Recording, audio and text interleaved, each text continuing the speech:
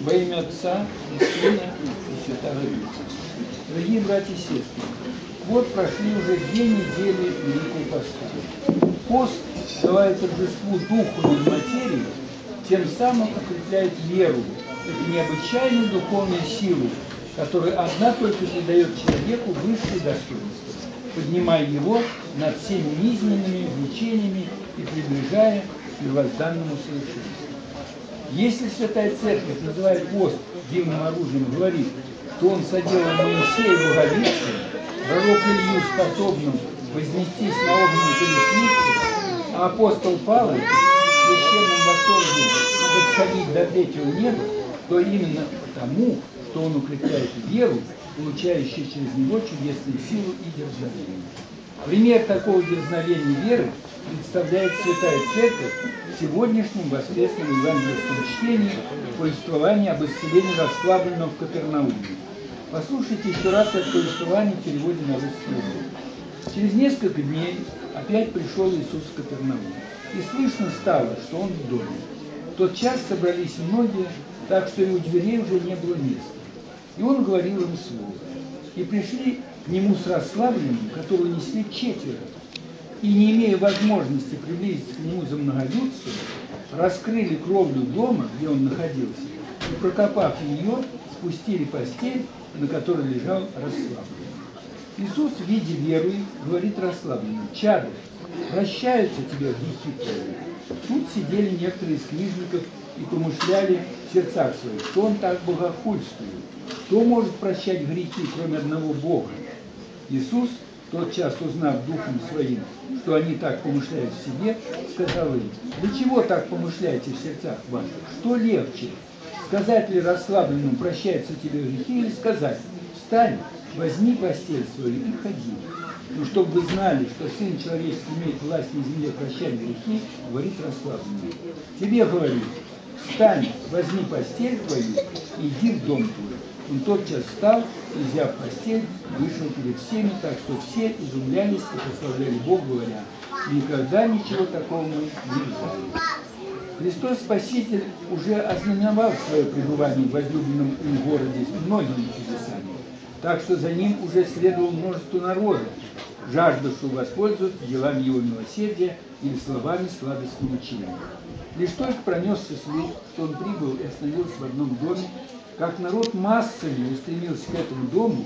Если первые счастливцы проникли в самый дом, в восточном обычае открытый для самого широкого гостеприимства, то другие, опоздавшие, толпились у входа, надеясь хоть через других услышать что-нибудь из спасительного учения. Слух о появлении Христа в Капернауме дошел до одного несчастного, который с радостью полетел бы к подножию великого учителя, но он был расслаблен и беспомощно лежал на постели. И это, по-видимому, был еще молодой человек. Жизнь ему еще так недавно улыбалась впереди, и он, по свойственной юношам мечтательности, полагаясь на свое здоровье, быть может, строил различные планы, осуществление которых должно было наполнить содержанием всю его последующую жизнь. Вместе с тем он, как можно заключить из контекста, уже раньше, чем следует, отдался земным удовольствиям и до излишества пил чашу плотских наслаждений. Конечно, оправдывая себе тем, что жизнь ему предстоит еще долго впереди, и он успеет загладить свои прегрешения, когда настанет старость. Но, по учению всем подобным мечтателям, как гром небесный постиг его неожиданный удар, и цветущий, полный сил и надежд, юноша превратился в живой, неподвижный, беспомощный труп. И в этом положении, разбитый телесно, еще более нравственно, он, вероятно, впервые осознал, как ненадежна наша земная жизнь, как обманчивы все ее золотые мечты, которые как дым рассеиваются от одного удара непостижимой судьбы. Болезнь, подвергнув его невольному посту, ослабила его тело, до того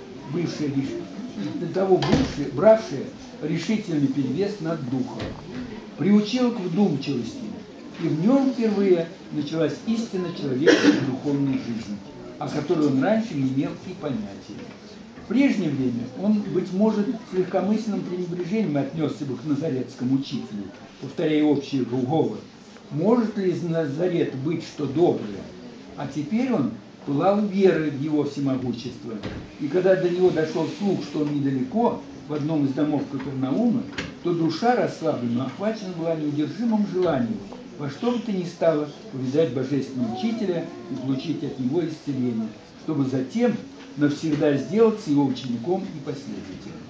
Но не имея сам возможности идти к нему, он умоляет своих друзей и родственников нести его на постели к великому чудотворцу. И те действительно 4 подняли его с постелью на плечи и понесли к тому дому, где находился Иисус Христос. Можно представить себе, как сильно трепетало в нем сердце, когда он таким образом приближался к Божественному Учителю-Чудотворцу. Бури проносились в ее душе разнородные чувства, а более всего волновала именно мысль, как-то отнесется к нему Божественный Учитель. Умилосердится ли над ним, или же в праведном гневе за его прежнюю греховную жизнь отвергнет его и таким образом навсегда похоронит все его земные надежды. Торопливо подходят носильщики к дому, где находился Христос, и хотят войти в него, но огромная масса народа не дает возможности даже к дверям подойти. Напрасно умоляет несчастный пропустить его. Для этого нет никакой возможности. Человек меньше веры в таком случае впал бы в окончательное уныние и в отчаянии решил бы возвратиться домой. Но юноша пылал верой, и ее не могла охладить от первой неудачи.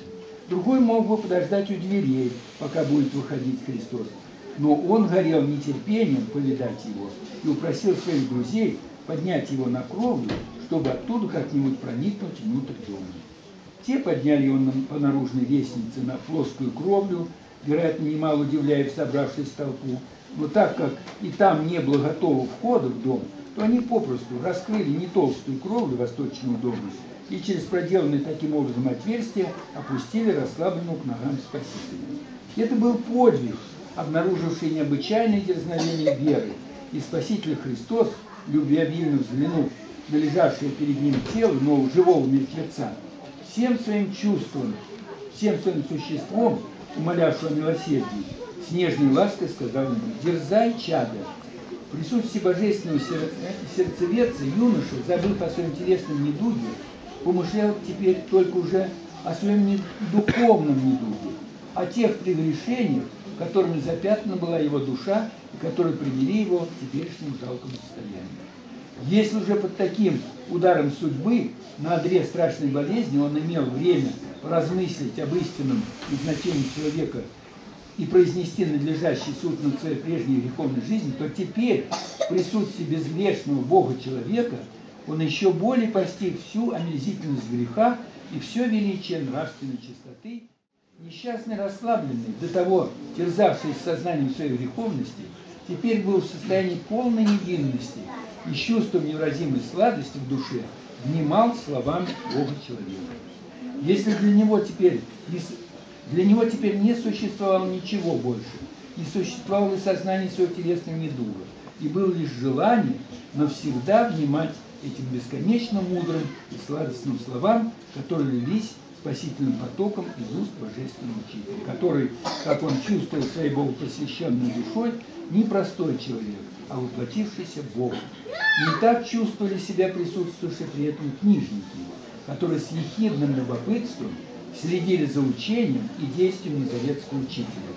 Уже искали случая обвинить его в нарушении отеческих преданий или верований. Услышав изречение Господа, произнесшего прощение грехов расслабленному, они, хотя и не посмели высказать свое недоумение открыто, но в их сердце шевельнулась мысль, что это богохульство, потому что кто может прощать грехи, кроме одного Бога? Рассуждение их, с одной стороны, было правильным, потому что действительно один только Бог может прощать грехи. Но они не хотели доводить это рассуждение до конца, опасаясь, что это приведет их к нежелательному для них выводу. А между тем, стоило только им сопоставить различные факты из жизни и деятельности Иисуса Христа, всем известные совершенные им чудеса и дивную властность слова, возрождавшего людей, с этим заявлением необычайного права, чтобы прийти к логическому выводу, что он может прощать грехи, ибо он есть Бог, воплотившись ради нашего спасения. И это лукавство их мыслей не сокрылись от сердцеведца. Чтобы еще более поразить их, он немедленно изобличил их тайный помысл, сказав: «Для чего так помышляете в сердцах ваших?» Для такого истинного израильтянина, каким был Нафанаил, в сердце которого не было лукавства, достаточно было затронуть его тайные мысли, волновавшие его душу под смоковницей, чтобы он сразу признал в сердцеведце воистину Сына Божия. Но книжники не были, очевидно, такими истинными израильтянами. И они, исполненные лукавства в сердце своем, не поражены были и этим откровением их тайных помышлений. И поэтому Спаситель благоволил довершить дело своего милосердия к расслабленному видимым чудом своего всемогущества, объяснив, что прощать грехи несравненно труднее, чем исцелять телесные немощи, так что если чудесные исцеления тела совершались и пророками, то чудеса исцеления души могут быть совершаемы только самим Богом. Но чтобы они, эти лицемерные лукавые книжники, убедились, что Сын Человеческий действительно имеет власть на земле прощать грехи, Он, этот невидимый акт своего всемогущества, подтверждает видимым действием чудотворения. Обратившись к больному, он с властью сказал: «Тебе говорю, встань, возьми постель твою и иди в дом твой». Замечательно, что это те же самые слова, которыми Иисус Христос совершил исцеление расслабленного в Иерусалиме при купели Вифезда. То исцеление, как известно, послужило поводом великой беседе, в которой Христос раскрыл перед книжниками тайну своего единосущия с Богом Отцом. Повторяя те же слова теперь перед книжниками, которые, как можно с верностью предполагать, присутствовали, или, по крайней мере, знали об Иерусалимском событии, встревожившем весь книжно-фарисейский мир, Господь желал напомнить им, о самом событии, так и последующей за ним беседе. И повеление немедленно возымело силу. Расслабленный тотчас встал и, взяв постель, вышел перед всеми, так что все изумились и прославляли Бога, говоря: «Никогда ничего такого мы не видали». Если исцеление расслабленного в Иерусалиме совершилось, можно сказать, негласно, так что о нем узнали уже после, при виде безнадежного больного совершенно бодрым и здоровым, что и давало возможность фарисеям и книжникам сомневаться в чуде, то здесь эта возможность у них была отнята. Чудо совершилось при огромном множестве свидетелей, которые при виде его пришли в необычайное изумление и прославляли Бога. Нечего говорить, как чувствовал себя сам бывший расслабленный, когда он бодро нес домой на плечах ту самую постель, на которой незадолго перед тем его, как пласт, принесли 4 к ногам Спасителя. Все пережитое им было слишком поразительно, чтобы волноваться какими-нибудь другими чувствами, кроме беспредельной благодарности к Богу или тому, кто исцелил его от недуга, не только телесную, но и духовную. И пошел он, по выразительному свидетельству евангелиста Луки, в дом свой славить Бога. И поныне Христос продолжает сидеть и благословлять в доме, который есть его святая церковь, и через который совершаются спасительные действия на земле, через благодать, право располагать которой он предоставил святой церкви. И всем открыт свободный доступ к нему и к его благодатным дарам. Но непременным условием усвоения их является вера. Человек без веры – это то же, что расслабленный, беспомощный, в отчаянии лежащий на своем одре. Или то же, что закрытый сосуд, в который не может попасть небесная роса, хотя бы она своим изобилием все орошала, плодотворяла кругом. Вот почему и в наш век так многие не чувствуют на себе действия благодати Божией. Они сами закрыли себя для нее, ибо не имеют веры или даже прямо отвергают ее. В таком случае они подобны расслабленному, который под тяжестью жестокого недуга изнывал и душой, и телом в ужасном одиночестве вдали от Христа, пока великое бедствие, давшее его духу возможность восторжествовать над материей, не возродило в нем веры, той побеждающей веры, которая через все препятствия привела его в непосредственное присутствие Спасителя Христа. Не будем ждать подобных бедствий, которые являются как последнее грозное предостережение грешников.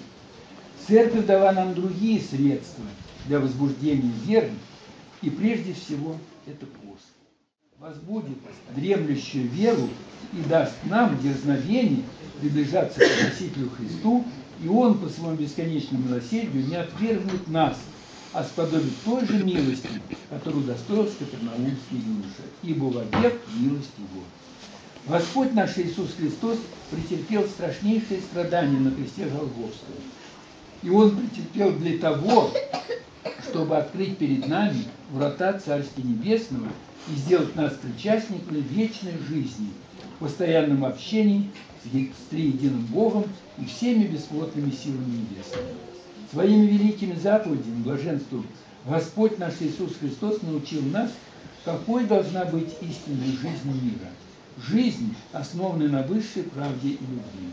Научил нас, какими должны мы быть, чтобы причислил Он нас своим друзьям и даже братьям своим. Всеми своими делами, полными великой совершенной правды, Он научал нас жить так, как живут ангелы небесные, творящие волю Божию. Его великие апостолы наставляли нас не любить мира, не того, что в мире, ибо все это гордость житейская, похоть плоти, похоть очей. Эти глубочайшие истины поняли люди высших стремлений, люди глубокого ума и чистоты сердца. Они были равнодушны к земному раю, ибо жаждали высшей и вечной правды, которых нет в земном мире.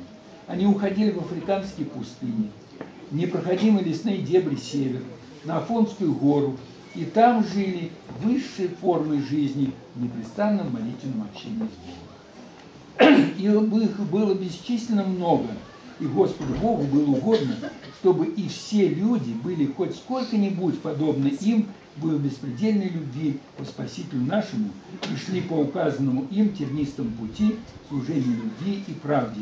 Ибо истинная жизнь только в Господе нашем Иисусе Христе. Он есть путь, истина и жизнь. И вот за такую истинную жизнь мира совершается в храмах наших величайшее таинство душевной жертвы тела и крови Спасителя нашего. Во второе воскресенье Великого Поста, именно сегодня, Святая Церковь установила празднование памяти святителя Григория Паламы, архиепископа Фессалоникского. Святитель Григорий жил в 14 столетии в Византии. Некоторое время он подвязался на Святой горе Афон и был игуменом Афонского монастыря Есфигмен. Святитель Григорий, как и все православные отцы, учил о необходимости внутреннего молитвенного подвига, об очищении сердца, ибо только чистое сердцем Бога узрит. Задача христианской жизни состоит в целомудрии, хранении ума и сердца от всего греховного. Он также учил о высоком достоинстве человека. Грехопадение повлекло за собой повреждение образа Божия в человеке. Через покаяние, смирение и молитвенный подвиг человек становится способным принять и божественную благодать. Без смирения и молитвы не может быть духовного делания. Молитва – это веселье чистой души, соединенной с Богом. Христианин, очистивший ум и сердце, обретает неизъяснимый покой и радость, его осеивает благодатный свет.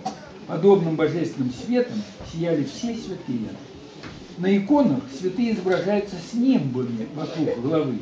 Эти нимбы – символы небесного света, которым святые были исполнены за любовь и верность Господу. По своей греховности мы не видим в людях такого света, но чувствуем его сердце. Разве не случалось с нами такого? Пришел человек с миром Христовым, и на душе у всех стало как-то хорошо. С таким человеком приятно говорить, легко работать, с ним радостно жить. Глядя на него, и самому хочется быть таким. Душа невольно обращается к Богу с благодарением. Уходя из храма после богослужения, унесем в своих сердцах память о сегодняшнем дне, евангельском чтении, память о том, что в таинстве покаяния мы получаем прощение наших грехов и избавляемся от их пагубного влияния на наши души и тело. Покаяние и причащение святых Христовых тайн даст нам силы увидеть в своей душе и в своем теле еще много греховного, требующего исцеления. Будем прилагать усилия, чтобы очистить, уцеломудрить и осветить себя. Будем помнить завет святого Григория Паламы о высоком назначении человека и о нашей великой ответственности перед Богом за данную нам жизнь. Всем сердцем будем стремиться к этому, и тогда поймем, что значит быть чадами православной церкви. Тогда поймем, что и к нам, носящим имя учеников Христовых, относятся его спасительные слова. «Как да просветится свет ваш пред человеки, якуда видит ваши добрые дела, и прославит Отца вашего, и же на небесах. Аминь». Спасибо. Спасибо.